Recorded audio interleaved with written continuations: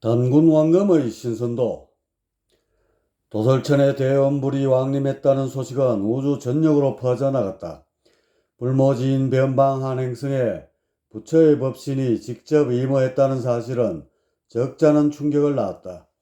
이렇게 되자 도설천에 대한 관심이 더욱 커져 이때부터 유람삼아 아니면 어떤 의도를 가지고 넘어오는 천신들이 부쩍 늘어갔다. 우주 각지에서 몰려오다 보니 행색과 언어, 문화가 10인 10색이지만 로마에 가면 로마법을 따르라고 도술천에 정착하게 되면 머지않아 이곳의 생활 양식을 입견문속하게 될 것이다. 이 무렵 넘어온 천신 중에는 장자 대선도 끼어 있었다. 그가 태소 천군의 공치를 무위자연의 대자유 사상에 접목해 인간계에 편다면 적잖은 반향을 불러일으킬 터 먼저 와서 자리 잡고 있는 도덕천정과 어떤 관계 설정을 이루게 될지도 지켜볼 대목일 것이다. 또 한 명의 주목을 끌 만한 인물로는 원불가의 도운을 들 수 있다. 그는 태열천 성환부에서 근무할 당시 미륵보살과 도리 1, 2 행성의 문명 완성을 놓고 한판 재주를 겨룬 바 있던 자이다. 퇴직한 뒤에 원불가를 세워 활동하다가 도솔천이 발견된 이후로는 수시로 이것을 넘나들며 탐사를 게을리하지 않았다. 그 와중에 시라천의 비승글을 목격하기도 했으니 그가 도솔천으로 이주해 온 것은 크게 이상할 일이 아니었다. 다만 원불가란 계백사상을 기치로 삼은 곳이기에 문명 완성에 대한 그들 나름의 설계도를 지니고 있지 않을까 예측되는 부분이 있다. 하긴 당시에 넘어왔던 천신들 가운데 10중 8구가 자신들을 중심으로 도솔천을 개화시키려는 생각을 품고 있었으니 도원 역시 그런 부류 가운데 하나일 것이다. 이런 때에 소리 소문 없이 도솔천으로 넘어온 이가 있으니 그의 이름은 단성이다. 그가 차지하는 비중이 얼마나 컸기에 태상 로사가 몸소 수미산 끝자락까지 날아가 영접한 것인지, 누군가 이 장면을 봤더라면 마치 부처님을 맞이하는 듯 공대하는 노사의 모습에 의혹이 일지 않을 수 없을 것이다. 태상 로사가 단성을 이렇게 공대하는 이유엔 몇 가지가 있다. 그가 옥상 원성의 직계 손자라는 점도 있지만 그런 것보다는 그가 이룩한 우주사적 업적이 훨씬 컸다. 1년 전쯤이었을까 태상 로사는 자신의 집무실에서 도덕천정과 허심탄회하게 대화를 나눈 적이 있었다. 도솔천 교화에 대해 이런저런 의견을 교환한 뒤 선도에 관한 문제로 좁혀졌을 때다. 도덕천조님, 일전에 저에게 약속한 바도 있고 또한 부처님 앞에서 어떤 일이든 협조를 아끼지 않겠다고 하시지 않았습니까? 그러니 이제부터 선도를 심는 일은 천조님께서 맡아 해주셨으면 합니다. 태상 로사는 이참에 확실한 답을 받아야겠다고 생각했다. 세상엔 말만 번지르르하게 하고 얼렁뚱땅 넘어가는 사례가 수두룩하지 않던가. 선도요? 제가 어찌 선도를 맡아서 할 수 있겠습니까? 감당이 될는지 모르겠습니다. 허허. 도덕천조는 겸손인지 아니면 사양을 내비친 건지 알쏭한 말을 했다. 온 우주를 통틀어 이 분야에서 가장 명망 높은 분이 천조님이 아니십니까? 그런데 의인 말씀을요. 뭔가 착각을 하고 계시는 듯합니다. 선도는 제 분야가 아닙니다. 저는 도학이 전공이지요. 선도는 신선, 나아가 천신이 되기 위해 여러가지 수행과 문화를 포괄하는 법방을 말합니다. 이런 의미라면 저희 도학이 일조할 게 틀림없습니다. 하지만 무대를 인간계로 옮기면 선도의 개념은 축소되어 단전호흡을 통한 기수련의 일종이 됩니다. 여기에 무의자연의 문화가 덧붙여지는 것이지요. 이렇게 되면 제가 추구하는 도학과 약간 방향이 다르게 됩니다. 그래서 저희 도학을 따르는 무리를 걸어 도가라고 하여 구분을 두는 것입니다. 허허. 아, 그런 것이었습니까? 지금껏 도가가 선도의 다른 이름으로만 알았지 뭡니까? 그건 그렇고 도덕천조님만 믿고 선도 쪽에는 마음을 푹 놓고 있었는데 이제 누구를 찾아가 부탁을 해야 할지 막막할 뿐입니다. 휴. 대상 로사는 한숨까지 쉬어가면서 도덕천조의 눈치를 살폈다. 그건 그로부터 뭔가 알찬 정보를 얻어내기 위한 일종의 계산된 몸짓이었다. 도솔천은 33개로 이루어진 거대 천단의 첫 관문입니다. 그만큼 비중이 크고 그렇기에 제대로 된 선도를 씹는 것이 좋을 듯합니다.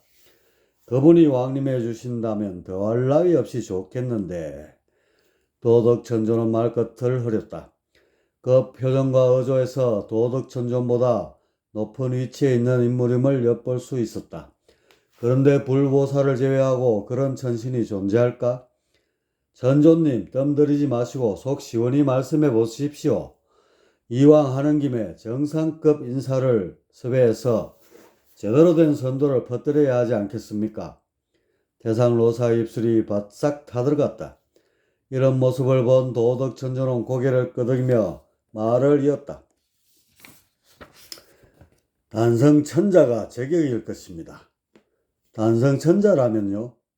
족보로 따지면 옥상원성님의 손자이면서 부천현녀님의 아들이 되는 분이지요.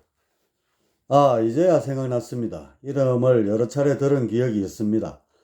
그런데 그분이랑 선도가 무슨 연관이 있다는 말씀입니까? 어디 연관이 있다 뿐이겠습니까? 단성천자는 선도의 새로운 지평을 열어 우주사에 한 획을 그은 분입니다. 그것을 세상에 공표하지 않아 많이 알려지진 않았지만 위대한 업적을 이룬 것만은 틀림없습니다. 허허. 도덕천조는 이렇게까지 추어올리자 태상 로사의 양미간은 한없이 좁혀졌다. 몹시 궁금해하는 표정을 지으며 도덕천조의 다음 얘기를 보채했다. 이때부터 단성천자의 족적에 관한 얘기가 쭉 이어져 나왔다. 마치 한편의 옛날 이야기를 듣는 것처럼 태상 로사의 신금을 울리며 다가왔다. 단성, 그는 도덕천존의 말 맞다나 우주 최고의 혈통을 지니고 있었다. 하지만 돌이켜보면 그의 모습은 어리디 어린 천동에 지나지 않았다.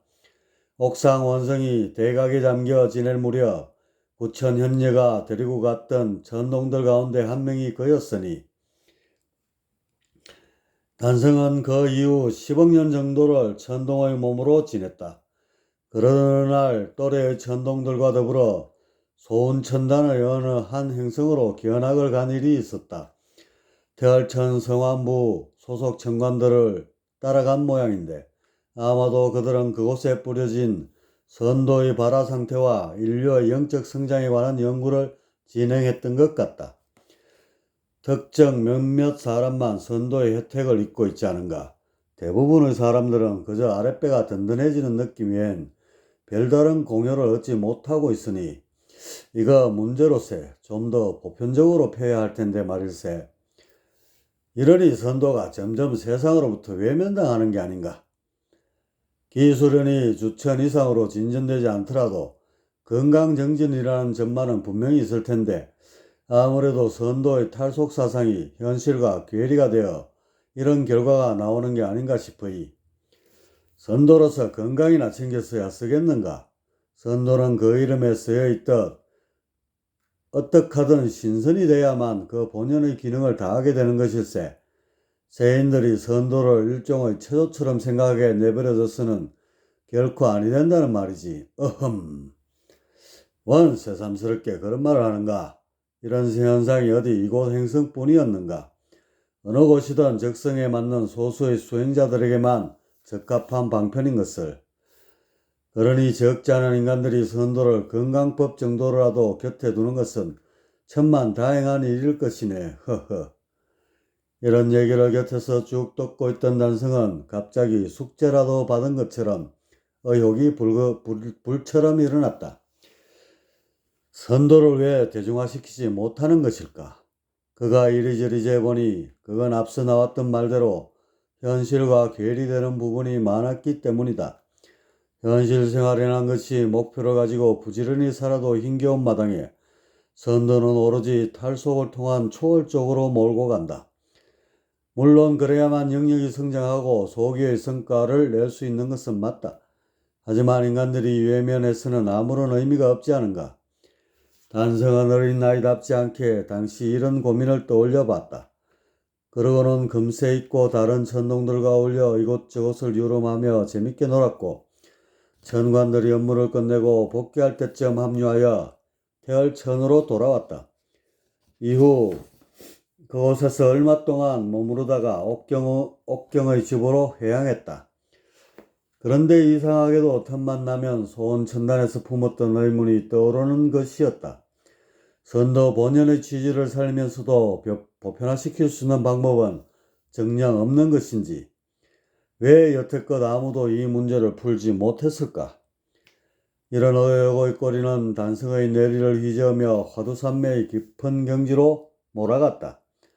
그러다가 문득 떠오른 것이 현실 생활을 더욱 열심히 재밌게 하면서 수련하는 방법이 왜 없겠느냐는 것이었다. 수행이라 하면 어찌 된 것이 하나같이 현실과 등을 돌리려고만 하는지 말이다. 물론 수행 자체가 세속적 분별에서 벗어나는 것에서부터 시작하니 그럴 것이다. 분별이란 오감으로 들어오는 정보들을 구분지어 분리하는 의식을 총체적으로 일컬는다. 이렇게 쪼개고 나누다 보니 분석과 이해에 편리한 면이 있지만 반대로 원래부터 하나의 공으로 이루어져 있다는 본질에서 멀어지게 된다. 자기 자신이 한 조각의 파편에 불과하다는 의식이 굳어지면서 중생의 일체 고액은 시작된다.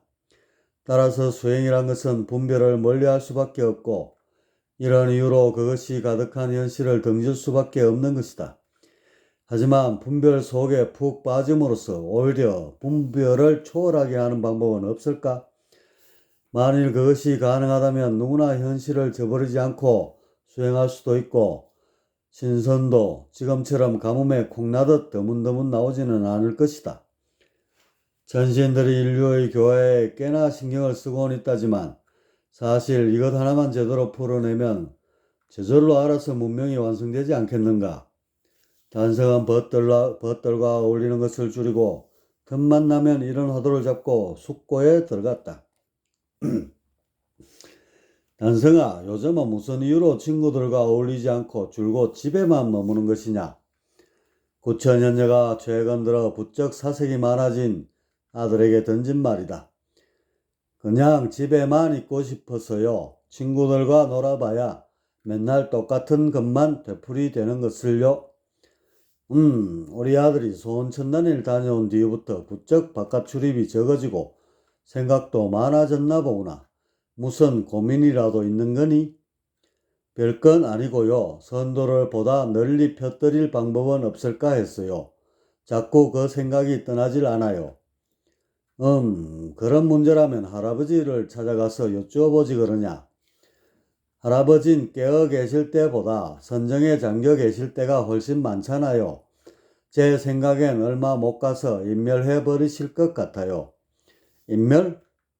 저만 그렇게 생각하는 게 아니에요. 정관 아저씨들도 가끔씩 그런 말씀을 나누곤 하던데요.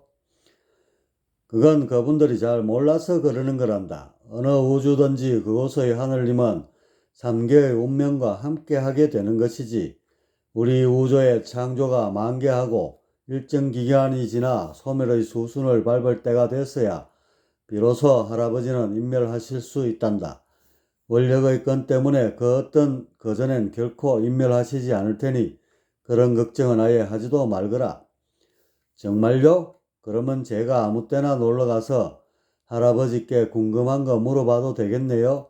선정에 들어 계시면 수염이라도 몇 가락 뽑고요. 하하. 요 녀석 말하는 것 좀 보게나? 아무튼 할아버지를 자주 찾아가 안부도 여쭙고 그러려무나. 구천현녀는 손주들이 찾아갈 때마다 환하게 웃으며 분별 속으로 머리를 들이미는 시아버지의 낯빛을 잊을 수 없었다. 다른 어떤 것보다 분별의 강한 힘을 보여줄 수 있는 것은 손주들이었다. 그녀는 옥상 원성의 인멸이 아직 멀었다고 말했지만 그런 건 다 이론적인 게 아니던가. 저렇게 인멸산멸을 즐기다 어느 한순간 흔적도 없이 사라질 수도 있는 것이다. 그런 것을 미연에 방지하려면 뭐니뭐니 해도 분별의 유혹만한 것이 없다. 바로 손주들이다. 그래서 단성이 뭔가 철학적 화두를 쥐고 있는 것을 빌미로 이렇게 권유했던 것이다. 단성은 며칠 뒤 옥상 원성이 거하는 곳으로 찾아갔다. 울창한 수림 사이에 우뚝 솟은 몇 개의 봉우리, 그중 한 곳에 옥상 원성이 좌정해 있었다.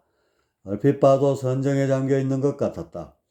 하지만 단성은 이미 작정하고 온 터였기에 그대로 날아가 할아버지의 옆에 앉았다. 그러고는 몸을 이리저리 비틀면서 주변을 산만하게 흩뜨리기 시작했다. 어떤 때는 할아버지 무릎에 머리를 대고 새근새근 낮잠을 자기도 했다. 이렇게 며칠 정도 지속하니 옥상 원성의 눈이 껌벅였다. 황금빛 햇살과 함께 천진난만한 손자 녀석의 얼굴이 들어오자 입가에 미소가 지어지며 눈이 번쩍 떠졌다. 요 녀석! 옥상 원성의 양팔이 번개처럼 움직여 손자를 낚아 올렸다. 가슴에 안고 부드러운 볼에 수염을 문지르자 단성의 비명이 시작됐다.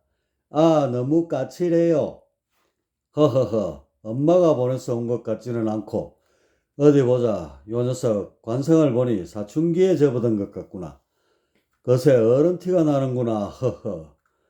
제가 무슨 인간이에요? 사춘기라니요. 꼭 육신을 입어야만 성장을 하더냐? 그런데 내 머릿속이 왜 이리 복잡한 게냐? 어디 한번 꺼내보거라. 옥상 원성은 두 손을 풀어 단성이 편하게 말할 수 있도록 해주었다.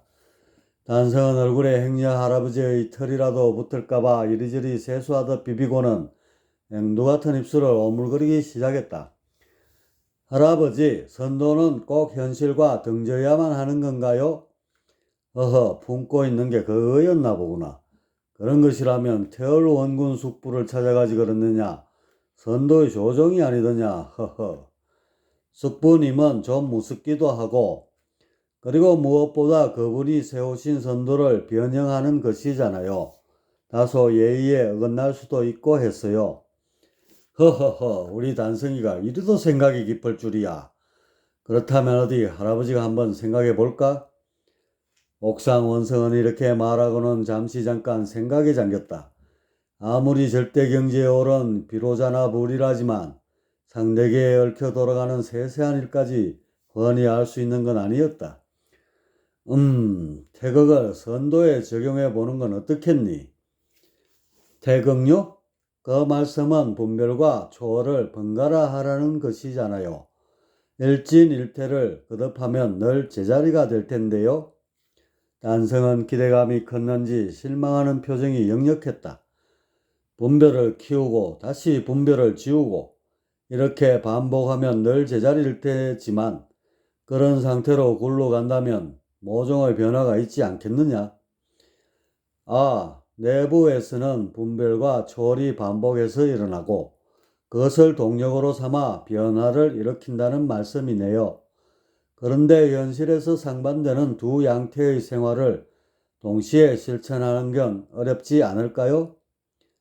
그건 내가 알아서 해법을 찾아봐야 하지 않겠느냐. 허허허. 할아버지는 늘 이런 식이었다. 어떤 문제에 대해 속 시원히 풀어주신 적이 없었다. 약간의 힌트만 주는 선에서 입을 다물었고 그것이 약을 올리는 것 같아 기분이 상했을 때도 있었다. 오늘 역시 그랬다. 하지만 단성은 예전과 달리 의연하게 받아들였다. 언제까지 기대고만 있을 수는 없었고 이런 걸 보면 그가 천동의 몸에서 탈피하려는 어떤 현상 같기도 했다. 단성은 집으로 돌아온 뒤 할아버지가 말한 태극을 연구하기 시작했다. 구조는 간단했다. 양기가 돌 땐 사회에 나가 힘차게 일하고 음기가 돌 땐 집에 돌아와 휴식 겸 수행을 하는 것이다. 다시 말해 아침에 눈을 뜨면 각자의 일터에 나가 창조에 전력을 기울이고 퇴근해서는 만사를 접고 오로지 수행에 전념하는 것이다. 하지만 현실적으로 생각해보면 이것만큼 모순된 것도 많지 않을 것이다. 낮에 쏟아부은 분별 활동으로 인해 저녁 때 수행이 되기나 하겠는가? 아마 대부분이 낮 동안에 버려놓은 분별을 되새기면서 좀 더 이로운 방향을 모색하게 될 것이다. 주, 분별. 피아로 갈라 이해득실과 시시비비를 따지고 계산하는 생각, 상대적 관념. 대부분이 낮 동안에 버려놓은 분별을 되새기면서 좀 더 이로운 방향을 모색하게 될 것이다. 또한 상황을 바꿔 저녁 때 수행이 잘 되었다고 치자. 분별을 지우고 초월의식을 잔뜩 지닌 상태에서 그 다음날 분별 활동이 왕성히 잘 일어날 수 있겠는가? 몽롱한 의식으로 한나절을 보내다가 10중 8구 좌절을 맛보게 될 것이다. 이런 이유로 두 마리 토끼를 잡으려 하지 말고 줄기차게 한 우물을 파라는 게 아니겠는가? 이런 일련의 생각을 해보던 단승은 결국 제자리로 돌아오고 말았다. 심사숙고를 몇 달 동안 해봤지만 얻은 것은 하나도 없었다. 생활 속에서 도력이 부쩍부쩍 늘어날 수 있다면 왜 지금껏 그런 수행법이 나오지 않았겠어? 수많은 성현들의 거듭된 연구에도 실패한 일인데 나는 여태껏 그들의 전체를 밟았던 것뿐이야. 단성은 난생 처음으로 남들이 이루지 못한 것을 해보려 했지만 그 결과는 실망만을 불러왔다. 그러던 어느 날이었다. 광전을 연구하던 보현보살이 학생들을 모아놓고 그간의 성과를 논문으로 발표하는 일이 있었다. 단성은 그곳 구석자리에 앉아 경청하게 됐는데 뜻밖에도 발상의 전환을 가져오는 얘기를 들을 수 있었다. 광전이 이렇게 오래도록 작동할 수 있는 이유는 바로 에너지의 손실을 극도로 줄이는 구조로 되어 있기 때문입니다. 내부 자체에서만 돌고 도니 그 수명이 장구하게 된 것이지요. 보현보살은 이런 말을 서두르하여 자신이 연구한 광전의 작동 원리와 그것을 개선할 수 있는 방안에 대해 일장연설을 늘어놓기 시작했다. 하지만 그 후의 얘기들은 단성의 귀에 하나도 들리지 않았다. 단성은 오로지 에너지 손실을 막고 자체 내에서 순환하는 구조에만 온통 정신이 쏠려버렸기 때문이다. 그렇다면 낮에선 분별 활동의 에너지를 수행의 미천으로 쓰고 다시 수행했던 에너지를 다음 날의 분별 활동에 쏟을 수 있다면 어떨까? 낮 시간에 극도로 왕성했던 창조 활동을 밤이 되면서 허무한 의식으로 전환시키는 것이다. 자신이 그토록 피땀 흘려 이룩한 창조물이 결국은 죽음으로써 이슬처럼 정발돼 버린다는 의념. 바로 인생무상의 심리로 바꿔서 일체의 분별을 초월하는 방향으로 나아가게 하는 것이다. 아침에 눈을 뜨면 어제 싹 비웠던 마음바탕에 새로운 창조를 실컷 담는다.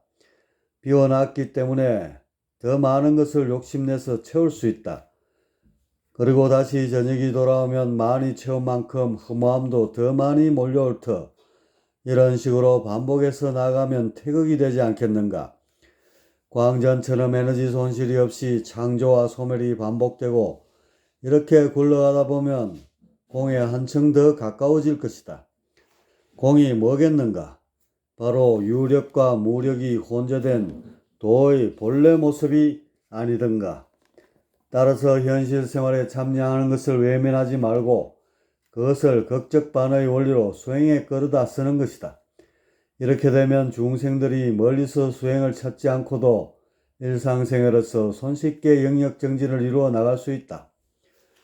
단성은 드디어 남들이 무조건 버리려고 했던 분별에서 수행의 묘리를 찾아냈다.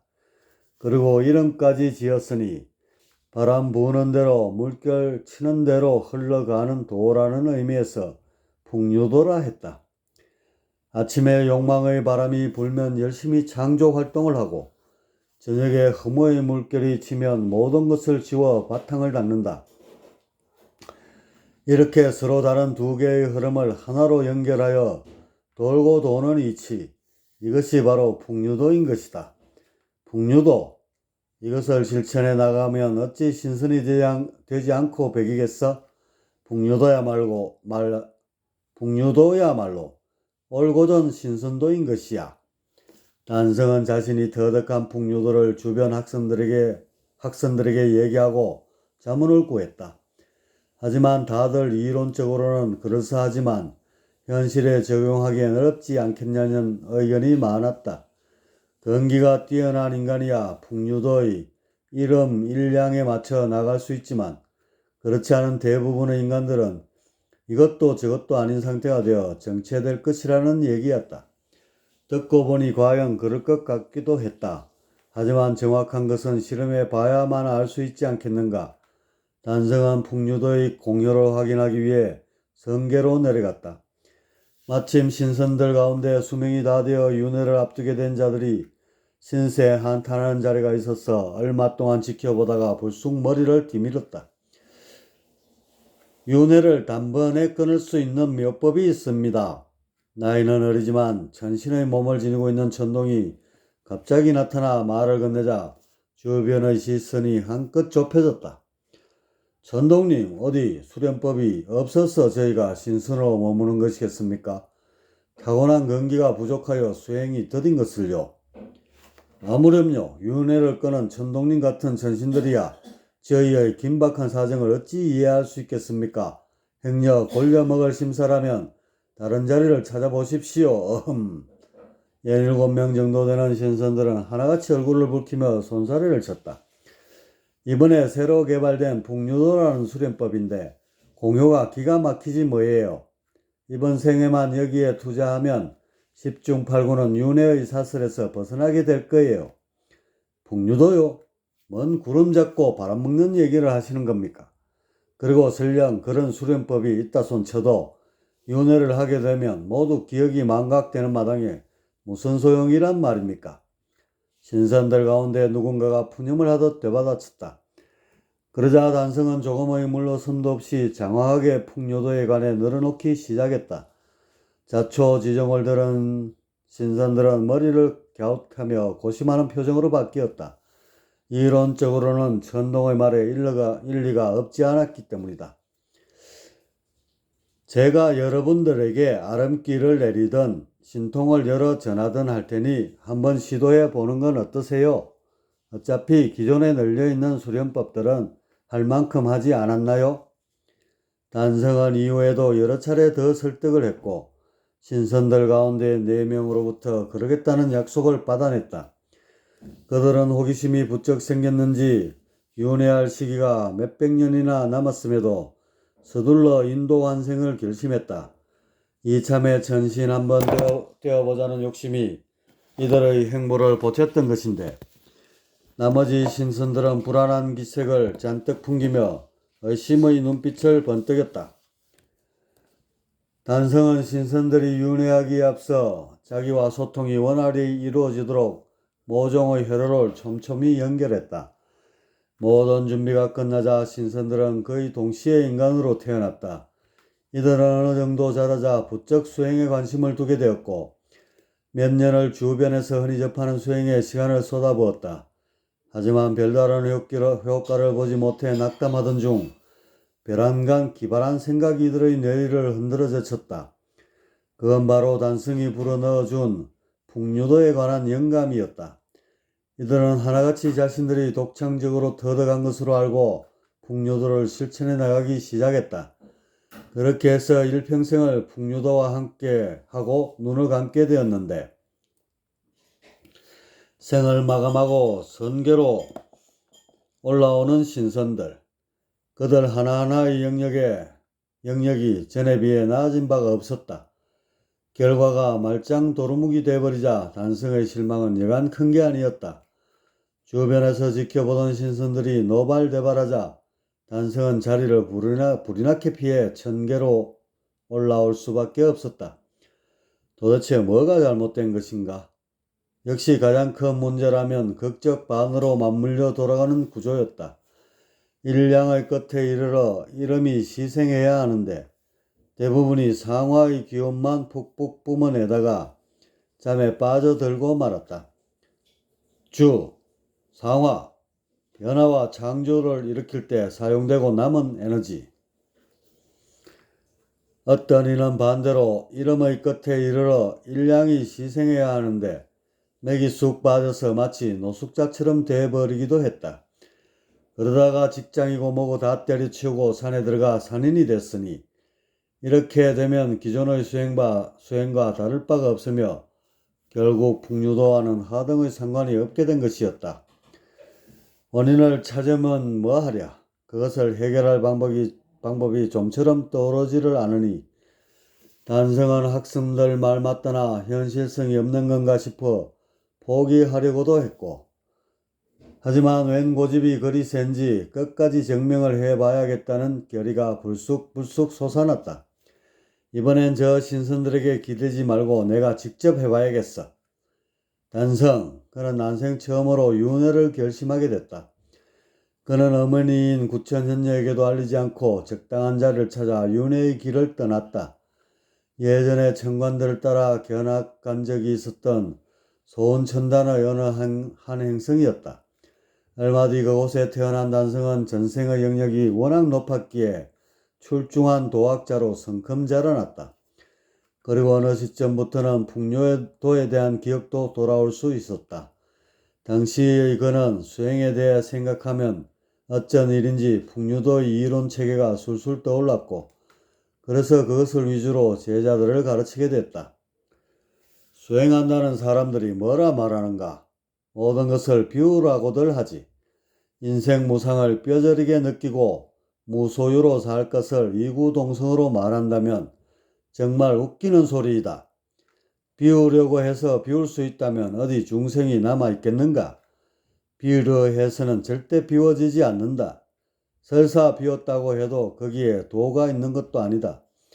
도는 비움과 체험의 구분이 사라진 경계에 머무는 것이기 때문이다. 이것이 바로 공인이라. 따라서 비우려고 하지 말라. 또한 채우려고도 하지 말라. 아침에 눈을 뜨고 햇살이 강렬해지는 것에 맞춰 실컷 채워라. 그리고 햇살이 물러가고 어둠이 몰려오는 것에 따라 모조리 비워라. 채우는 것은 비우기 위함이고 비우는 것은 또한 채우기 위함이니 이렇게 둥글둥글 굴러가는 것이 풍류도이니라. 자연을 보거라. 어느 자연이 비우기만 할 것이며 또 어느 자연이 채우기만 할 것인가. 이렇게 자연을 닮아 한쪽에 치우치지 않고 둥글어가는 태극의 도, 바로 풍류도를 따른다면 저절로 우화등선이 될 것이며 또한 궁극에 이르러 대각을 이루게 될 것이니라. 단성은 공을 설명하자니 너무 어려운 것 같아 자연의 순리로서 쉽게 풀어냈다. 그리고 자연의 순리란 것이 어느 한쪽 방향으로만 흐르지 않는다는 점을 들어 일진일퇴의 태극을 알렸고 여기서 풍류도 수행을 뽑아냈다. 이리해서 100여 명 남짓되었던 제자들은 모두가 풍류도 수행을 하게 되었다. 당시 이곳 행성은 과기 문명에 비해 정신 문명의 수준이 다소 떨어져서 수많은 학생들이 관심을 기울이던 시기였다. 그들 중 적잖은 수가 직접 윤회하여 역사에 참여했으니 이른바 수행 문화가 크게 맹위를 떨치게 된 것은 필연이었다. 그래서 이곳저곳에 선방들이 많았고 단성의 선방 역시 그 중 하나였다. 선방의 방주들은 제가끔 자신들의 수행에 따라야만 신선이 된다며 마치 누가 신선 제자를 더 많이 배출하는지 다투는 것 같았다. 단성이 사는 도시에만 해도 300여 곳이 난립하고 있었는데 그들은 서로를 의식하며 경쟁의 고삐를 단단히 쥐고 있었다. 다만 그들은 마치 약속이라도 한 것처럼 단성의 선방만은 그들도 보지도 않았다. 풍류도라고 간판만 걸었다 뿐이지 전혀 수련을 하는 곳으로 보이지 않았기 때문이다. 문화생들 모두가 속세의 일에 집착하는 강도가 컸고 선방에 한 달에 한두 번이나 코빼기를 비출까 말까 했으니 이들의 시선이 곱지 않은 것은 당연했다. 아무리 별의별 수행이 난무한다지만 저런 허접한 것은 여태껏 본 적이 없었네. 도대체 무슨 수행을 하는 건지 마는 건지 한심스럽기가 짝이 없으니 그러게 말일세 저자가 제자들 일생을 단단히 망쳐놓은 것 같으니 속세를 멀리해도 시원찮을 판에 더욱 속된 곳으로 밀어넣고 있지 않은가. 필경 중생들의 심리 깊숙이 박혀있는 분별에 대한 욕심을 부추겨 선방에 붙잡아 놓으려는 심상 같네. 다른 것도 아니고 인간의 영혼을 가지고 장난을 쳤어야 훗날 죽은 뒤에 그 죄를 어찌 감당하려고 하는지. 이후 선방에 다니는 사람들은 가끔씩 단성의 선방을 지나치며 우려 섞인 험담을 늘어놓곤 했다. 그 중엔 단성의 제자들에게 개별적으로 접촉해 우매함을 깨우쳐 주려는 자들도 심심찮게 눈에 띄었다. 하지만 어찌된 일인지 풍류도를 닦는다는 제자들은 한 귀로 듣고 흐릴 뿐 별 반응이 없었다. 세뇌가 단단히 된 것으로 치부하는 주변 수행자들의 표정은 벌레를 씹은 듯 크게 일그러졌다. 세월은 느릿하면서도 지나고 보면 그 무엇보다 빨리 흘러간다. 수십 년 뒤에 단성을 위시해서 그의 제자들은 하나 둘씩 육신을 벗게 되었다. 단성은 천신의 몸으로 돌아온 이후에도 제자들의 수행 결과에 대해 궁금함을 참을 수 없었고, 그래서 수시로 인간계로 내려와서 그들의 임종을 지켜봤다. 마지막 제자가 육신에서 빠져나오는 순간 얼추 풍류도 수행에 대한 결과가 나왔다. 100명을 기준으로 했을 때 23명이 신선이 되었는데, 기존에 이미 신선이었던 몇 명을 제외하면 대략 20% 정도의 공효를 보인 셈이었다. 이것이 만족할 만한 결과인지 정확히 알 길이 없는 단성은 그저 의욕만 가득 안고 천계로 올라왔다. 도대체 그 풍류도란 것을 어떻게 생각해낸 것입니까? 신선을 배출한 능력이 태극선법의 어깨 정도는 따라가니 말입니다. 허허. 단성이 한적한 곳에 앉아 전생의 기억과 현세의 기억을 정리정돈하고 있는데 대여섯 명의 천신들이 불쑥 찾아와 말을 건넸다. 단성이 눈을 뜨고 이들의 행색이나 표정을 보니 인류의 문명사를 전문적으로 연구하는 학선들 같았다. 인간의 몸을 잊기 전에 진작부터 생각했던 것인데 태극선법과 견줄 정도가 되다니 천만 다행입니다. 허허. 단성은 자신이 궁금해하고 있는 점을 이들이 알아서 풀어주자 만족스러운 표정에 화색이 묻어났다. 이건 단순 비교할 사항이 아닌 것 같습니다. 익히 아시다시피 모든 수행은 분별로 거듭한 속세를 멀리하면서 시작합니다. 그런데 풍류도는 분별을 오히려 안고 나아가는 구조로 되어 있지 않습니까? 수행에서 그렇게 건기시하는 분별을 극대화하여 수행의 에너지로 쓰는 구조는 심히 경이로운 일일 것입니다. 그렇습니다. 풍류도가 거듭해서 이 정도의 공효를 낸다면 태극선법에 견줄 만한 수련법으로 크게 부각될 것입니다. 특별한 수행을 하지 않았는데도 신선들이 이렇게나 많이 배출된다면 가히 신선 만드는 공장이 아니겠습니까? 신선도라고 이름을 바꿔 달아도 전혀 무색하지 않을 겁니다. 허허. 전신들은 하나같이 칭찬과 감탄 일색이었다.